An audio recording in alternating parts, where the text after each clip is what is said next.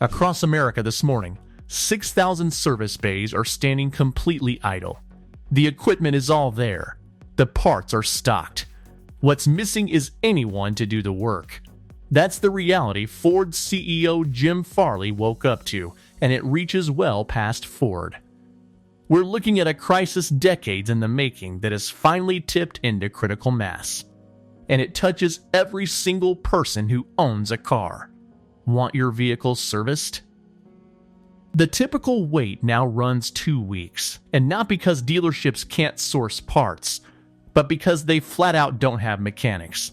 The buildings are there, the tools are there, the customers are queued up with broken cars and money in hand, yet the bays stay dark and quiet. This is the death of the car mechanic as we've known it, and the cause goes far deeper than most people imagine. The figures should rattle anyone who relies on a vehicle. Right now, the wider economy is short roughly 400,000 repair technicians. Just to close today's gap, the industry needs 75,000 fresh hires. And by 2027, the projections put the shortfall at close to 800,000 trained technicians. These aren't bloodless numbers. They stand for actual mechanics who won't be there the day your transmission goes or your check engine light flicks on. So where did all the mechanics disappear to? And the bigger question, why isn't a new wave stepping in behind them?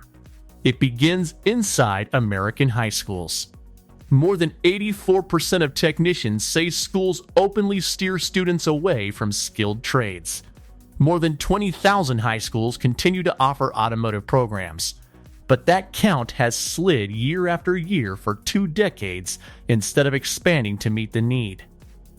The shop classes that once handed teenagers the simple satisfaction of fixing something with their own hands have been trimmed back or scrapped outright. And the signals sent to students couldn't be plainer. If you want to succeed and earn real money, get a 4-year university degree. Turning wrenches? That's for the kids who couldn't cut it in the classroom. The bias runs back generations. Back when the baby boomers were in school, teachers nudged the strugglers toward the trades and the high achievers toward college. That stigma never faded. It only hardened. The story our culture tells today still files manual labor somewhere beneath white-collar work, even though skilled technicians can pull in serious incomes. So young people pour into tech and healthcare while the service bays sit empty and the equipment gathers dust. The training pipeline has caved in at every stage. In 2012, the 10 biggest providers of post-secondary automotive degrees turned out 40,658 graduates. By 2021, that figure had cratered 34%, down to just 28,866 completions. And the industry, meanwhile, has to replace 76,000 technicians a year simply to keep pace with retirements and new demand. The arithmetic doesn't close. It leaves an annual gap of roughly 37,000 trained techs, nowhere near enough graduates to fill it. But thin training programs explain only part of the exodus. The deeper story is what happens to the people who do become mechanics. One viewer laid out his own experience under my last video. He'd spent 13 years working professionally on cars before he walked away in 2021 for industrial maintenance. 4 weeks into a job at a Mercedes-Benz dealership, they switched him from hourly pay to flat rate. A service advisor handed him a diesel exhaust recall on a Mercedes GL diesel that warranty paid at half an hour. The shop's most seasoned technician couldn't knock it out in under 5 hours. When he went to his service manager and explained he couldn't eat that kind of loss, the answer was blunt. Get busy or go flip burgers. Within 10 minutes, a tow truck was hauling his toolbox out of the lot. Suddenly, the manager was dangling every incentive imaginable to keep him, but the moment had passed. Moving to industrial maintenance bumped his pay almost $10 an hour on the spot. His parting line, "I'm done with these cars. I'll never set foot in an auto shop again." His story is anything but rare. It's the everyday reality for mechanics nationwide, and it's exactly why the bays stay empty while repair demand keeps climbing. The pay model itself is broken at the root. Plenty of headlines tout six-figure mechanic salaries, yet the average automotive technician earns just $28.40 an hour. According to Indeed, an entry-level mechanic takes home $10,000 to $20,000 less per year than an entry-level electrician or HVAC tech. In New York State, the average mechanic's salary sits at just $42,910.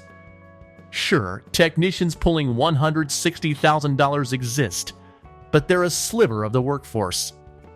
And they got there only after years of grinding through a system built to wring out maximum labor for minimum pay. Flat rate rules the industry. Think of it as piecework for cars. Beat the book time and the full payout is still yours. It sounds reasonable, right up until you grasp that only a thin slice of technicians ever reach that kind of speed. The road to it is long, costly, and physically brutal. You're expected to lay out $30,000 or more for trade school, then sink thousands more into tools your dealership demands you supply yourself. Miss a day to injury or illness, and you don't get paid. The work grinds down your body while the pay structure penalizes you the moment you're not actively spinning wrenches. The most damning detail of all, over the past decade, repair costs have jumped 59%, while mechanic wages have crept up just 34%. Customers fork over dramatically more, but the people doing the actual work see nothing close to a matching raise. The math simply doesn't add up for anyone weighing a future in the field. At the same time, the mechanics who spent their working lives in this trade are reaching retirement faster than anyone expected. The boomers who poured decades into carburetors, distributors, and mechanical fuel injection are heading out at a startling 9% a year. These aren't simply employees quitting, they're walking libraries of automotive know-how evaporating from the trade. Forbes projects the sector will lose 4% of its technician headcount by 2029, with retiring boomers opening up 100,000 roles over that same stretch. Yet the industry must backfill 76,000 technicians a year just to keep staffing level. The numbers expose a harsh truth, with only about 37,000 trained techs entering annually. The shortfall stacks up year on year. What these retiring mechanics carry off can't be bought back in a hurry. Decades of pattern recognition, diagnostic instinct, and hard-won problem-solving built across thousands of jobs leaves the building with each retirement. None of that uploads into a fresh trade school graduate. Technology twists the knife in ways nobody planned for. Modern vehicles have morphed from mechanical machines into rolling computers, redrawing what it even means to be an automotive technician. Everything runs through software now, and bringing diagnostic skill to bear on a car has grown exponentially harder. Even with a trade program degree, a lot of the advanced technical training is left to dealers and automakers, throwing up extra hurdles for anyone trying to break in. A 2024 survey from the Auto Care Association found that more than half of independent repair shops are turning away work because they can't get into vehicle computers to diagnose and fix customer problems, locked out by proprietary technology and subscription services. The pivot to electric vehicles piles on another layer of difficulty that plenty of veteran techs simply won't take on. EVs demand more understanding of computer programming than nuts and bolts, and older technicians have little appetite for relearning their entire skill set this far into a career. Electric vehicles also pose a paradox that threatens the whole structure of the service business.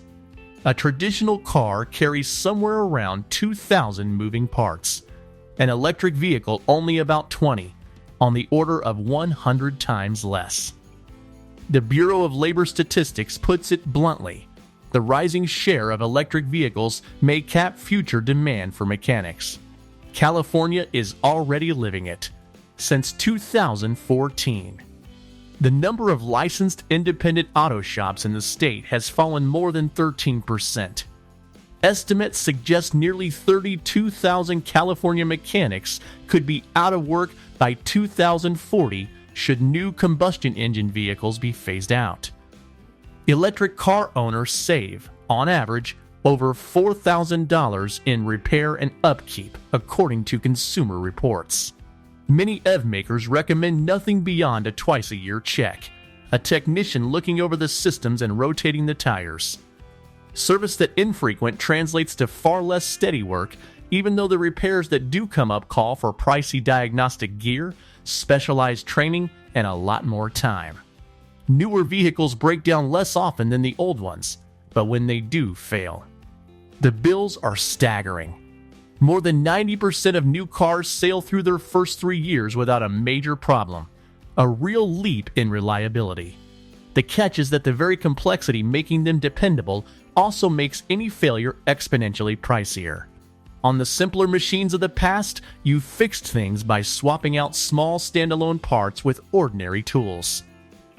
Today, a single fault can mean replacing an entire electronic control module that runs between $900 and $2,200. Pinning down the problem takes highly specialized scan tools and software loaded with steep annual licensing fees, which is why the diagnostic fee alone, just to find the fault, typically lands somewhere from $75 to $200. And because modern engines are more intricate, designers cram the components in tight under the hood, making parts harder to reach and driving labor costs up. It all sets up a punishing dynamic. Fewer repairs overall means less steady work, yet the repairs that do happen demand expensive equipment, deep expertise, and far more time. And the hidden costs pushing technicians out the door reach well past low pay. Tooling is a particularly crushing one. Unlike most jobs where the employer supplies the gear, automotive technicians have to buy their own, potentially sinking $50,000 or more across a career. More than 80% of technicians consider warranty reimbursement rates unfair, meaning manufacturers pay them noticeably less for warranty jobs even when the work is just as complex. Then there's the physical toll, rarely talked about. The job punishes the body over time, and it creates an impossible bind. A technician hits 45, nowhere near ready to retire, but no longer physically able to keep doing the work. For the vast majority, there's little or no path up beyond service writer or service manager, and even the ones who reach those seats seldom get the training to actually succeed in them. So what happens when every one of these forces collides?